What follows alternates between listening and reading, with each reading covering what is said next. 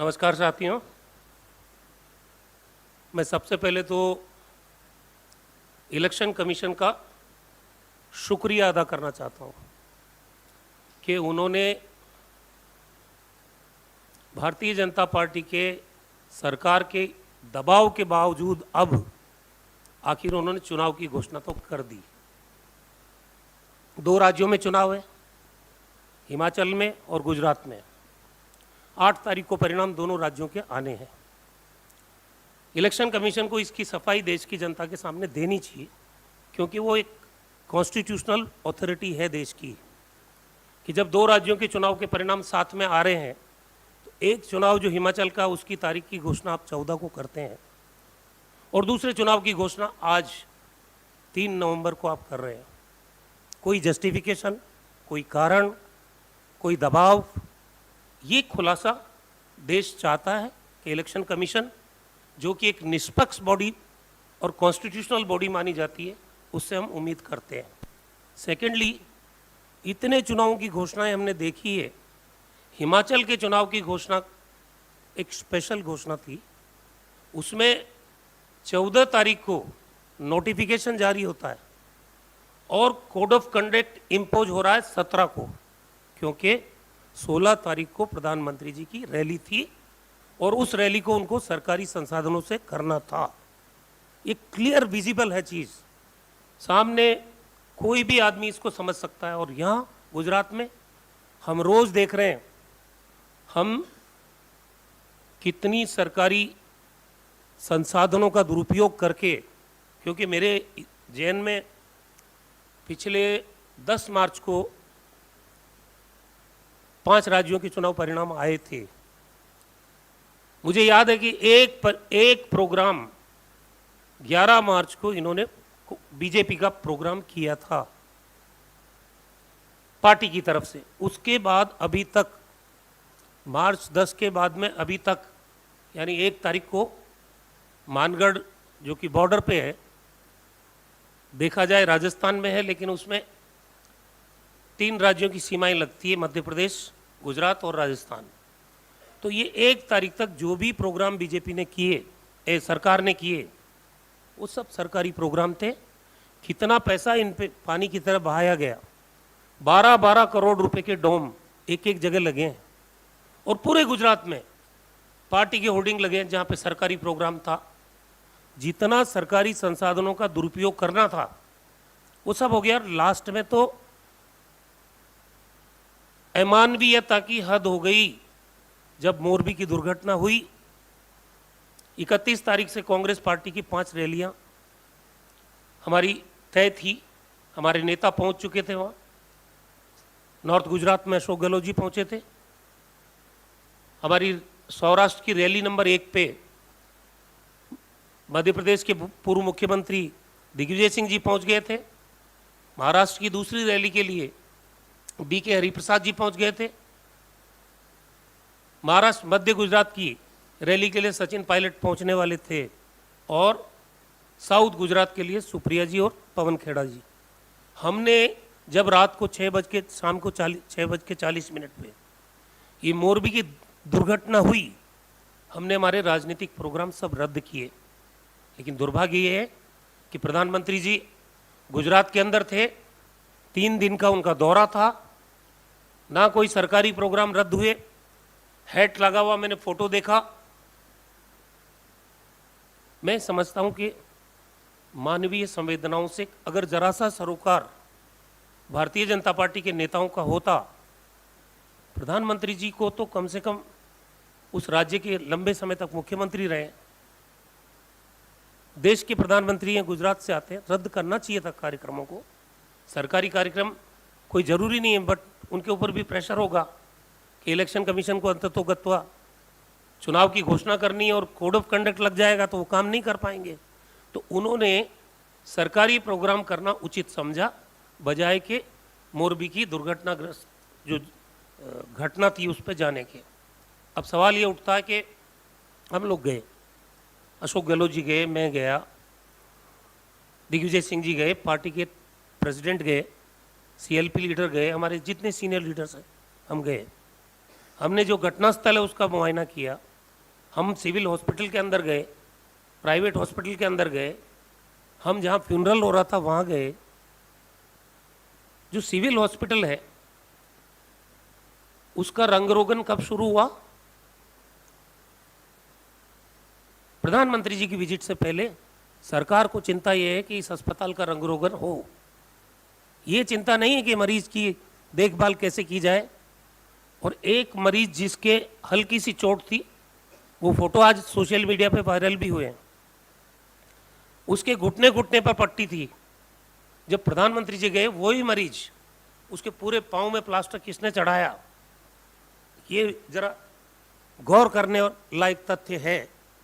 तो मैं समझता हूं कि गुजरात में जहां 27 साल से भारतीय जनता पार्टी की सरकार है, ये ब्रजेश मिर्जा वहाँ के मंत्री हैं इस सरकार के, हमें धोखा देके गए थे। पहले हमारी पार्टी से चुनाव जीते थे। क्या कनेक्शन है? हमारे जो केंद्रीय स्वास्थ्य मंत्री, उनके फोटो जो भी ठेकेदार है उसके साथ सार्वजनिक हो रहे हैं। ब्रजेश मिर्जा जी ने नए साल में 25 नवंबर को इस पुल का आनन फानन में क्यों उद्घाटन करवाया, जब 100 साल पहले इस पुल का लोड 15 लोगों का या 16 लोगों का आंका गया था, क्योंकि करीब 140 साल पुराना पुल है। 6 महीने से बंद था ये। जब इसके लोड की पहले कैपेसिटी देखी गई तो 15-16 लोगों से ज़्यादा एट ए टाइम नहीं थी। क्या कारण रहे कि आपने 300, 350, 400 लोगों को पुल पे अनुमति दी, जिस पुल की कंडीशन नहीं थी ऐसी? 2 करोड़ रुपए आपने खर्च करने का दावा किया, चुनावी फायदा लेने के लिए आनन फानन में उसका उद्घाटन किया और पब्लिक के लिए खोल दिया आपने, और सैकड़ों लोगों को, उनकी जिंदगी को खतरे में डाला आपने। इस सवाल इतने हैं और हमने कहा था कि हाईकोर्ट के जज से जांच कराइए। एसआईटी कुछ नहीं होती है, अधिकारी होते हैं आपके, अधिकारियों से जो रिपोर्ट बनाओ, सुप्रीम कोर्ट या हाई कोर्ट के जज से आप जांच कराएंगे और टाइम बाउंड जांच होगी 10-15 दिन में, तो असलियत पता चलेगी कौन जिम्मेदार है। अब मजदूरों के खिलाफ कार्रवाई कर रहे हो। ताज्जुब की बात यह है कि जो एफआईआर दर्ज हुई है, वो एफआईआर को आप पढ़ लीजिए, किसी का नाम नहीं है उसके अंदर। ऐसी एफआईआर होने का मायना क्या है जिसमें किसी का नाम नहीं, किसी की जिम्मेदारी नहीं है, और ये एसआईटी गठित करके इसको लीपापोती कर रहे हैं। गुजरात में मैंने कहा 27 साल से बीजेपी का शासन है। हमारे चंद सवाल हैं उनसे, हम चार्जशीट बना रहे हैं, चार्जशीट जारी करेंगे अहमदाबाद से 1-2 दिन में। लेकिन जो ज्वलंत प्रश्न आज गुजरात की जनता फेस कर रही है, महंगाई है, बेरोजगारी है, ये तो पूरा देश महसूस कर रहा है। अर्थव्यवस्था चौपट हो गई, रुपये का अवमूल्यन हो गया, ये पूरा देश भुगत रहा है, उसमें गुजरात भी अछूता नहीं है। लेकिन सवाल ये है कि गुजरात ड्रग ट्रैफिकिंग का अड्डा कैसे बना? एक ही पोर्ट पे हजारों करोड़ की ड्रग्स पिछले 6-8 महीने से लगातार क्यों पकड़ी जा रही है? वहां गांधी का प्रदेश है, शराबबंदी है, इलिसिट लीकर, जहरीली शराब से 70 लोग उनकी मौत हुई। आज ऑर्डर पे आप किसी भी घर पे शराब अवेलेबिलिटी हो सकती है। क्या कोई रैकेट काम कर रहा है? क्या उस पर कोई राजनीतिक संरक्षण है? और तीसरी चीज, गुजरात में 5 लाख पद, स्वीकृत पद, जिनकी फाइनेंशियल सैंक्शन निकली हुई है, आज तक खाली क्यों पड़े हैं? एक पेपर लीक हो, 2 पेपर लीक हो, लगातार 22 पेपर लीक हो गए। यहाँ राजस्थान में 1 पेपर लीक हुआ था, वो बिहाइंड द बार हैं सारे कल्पिट।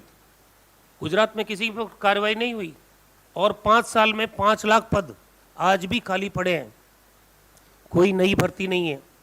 सड़कों का हाल हमने देखा अभी, जरा सी बारिश के अंदर 4 सवारी गाड़ी में बैठी 4 की 4 सड़क के अंदर उतर गई। कोविड मिसमैनेजमेंट, रेमडेसिविर नहीं था, टोसिलिजुमैब की बात छोड़ दीजिए, 40,000 का इंजेक्शन वो हम प्रोवाइड कर रहे थे राजस्थान में, लेकिन रेमडेसिविर इंजेक्शन की अवेलेबिलिटी नहीं, वेंटिलेटर नहीं लोगों के, ऑक्सीजन नहीं, बेड नहीं, ड्रिप चल रही है एम्बुलेंसेज में, प्राइवेट गाड़ियों के अंदर लोगों की। तो कैसा सिस्टम है भाई 27 साल में? हम मानते हैं प्राइवेट हॉस्पिटल अच्छे हैं, लेकिन जिसकी पॉकेट अलाउ नहीं करती उसको सरकारी अस्पतालों की ज़रूरत है। ये जो परिस्थिति बनी, 3 लाख लोगों ने तड़प तड़प के गुजरात में दम तोड़ा है, कौन जिम्मेदार है इसका? आप सरकार बदल सकते हो। कोविड मिसमैनेजमेंट में हालांकि इन्होंने सार्वजनिक रूप से गलती स्वीकार नहीं की है, लेकिन कोई तो कारण है।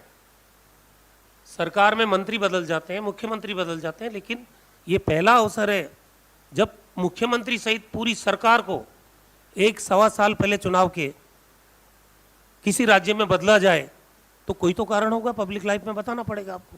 लेकिन आज तक कोई खुलासा नहीं किया। सरकार विफल रही, 3.25 साल तक खामोश रहे ये। और फिर जिन लोगों को बनाया मुख्यमंत्री और सरकार में जो भी बनाया, मैं टिप्पणी नहीं करना चाहता, लेकिन ये भी रिमोट कंट्रोल की गवर्नमेंट है।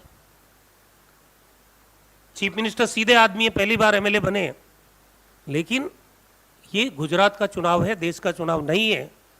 अब प्रधानमंत्री जी 10-10 दिन वहां रह रहे हैं। हमने कहा है कैंप ऑफिस बना लीजिए, पीएम ऑफिस का।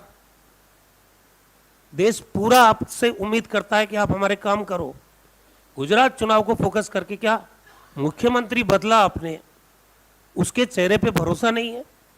पार्टी की आपकी इकाई है, उस पर भरोसा नहीं है? क्यों अमित शाह जी बराबर 20-20 दिन वहां रहेंगे? और लॉजिक ये दिया जा रहा है कि उनका खुद का प्रदेश है। तो मैं तो ये मानता हूं कि प्रधानमंत्री का तो एक प्रदेश नहीं हो सकता, पूरा देश है। तो दूसरे राज्यों में जब चुनाव होते हैं तो 15-15 दिन वहां भी रहना चाहिए। हालात खराब है, गुजरात में हालात खराब है। भारतीय जनता पार्टी के अंदर अंतर कलह है जबरदस्त, और इसीलिए ये लिंगर ऑन भी कर रहे थे चुनाव को। लेकिन अल्टीमेटली डेमोक्रेसी में इलेक्शन तो फेस करना ही पड़ेगा। और मैंने पहले भी कहा है कि ये आम आदमी पार्टी और एमआईएम ये बीजेपी की बी टीम है, सिर्फ ही वोट काटते हैं। अभी तो पता ही नहीं है किसका वोट काटेंगे। लेकिन हमारे सामने उदाहरण है गोवा का, उत्तराखंड का।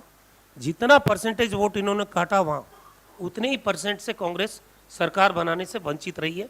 ये हमारे पास प्रमाण है कि ये बी टीम है, और ये इनके कोई वर्कर नहीं है। पेड लोग वहाँ वारंटी कार्ड बांटते हैं, मीडिया के माध्यम से परसेप्शन बनाएंगे।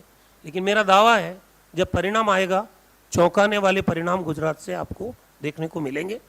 कांग्रेस पार्टी ने बहुत मेहनत की है, प्रधानमंत्री जी वहाँ हैं, इसीलिए परसेप्शन बन रहा है उनका, धरातल पे कुछ नहीं है। ऐसे ही आम आदमी पार्टी और एमआईएम का कोई धरातल पे कुछ नहीं है, ना कोई यूनिट है, ना कार्यकर्ता है तो सिर्फ पेड वर्कर है। लड़ाई तो नीचे वर्कर लड़ेगा। अभी भी हमारे 63 एमएलएज हैं और हम ऑपोजिशन में हैं वहाँ। तो जो बातें राजनीतिक गलियारों में परसेप्शन के लिए बनाई जा रही है, उन बातों में कोई दम नहीं। धन्यवाद।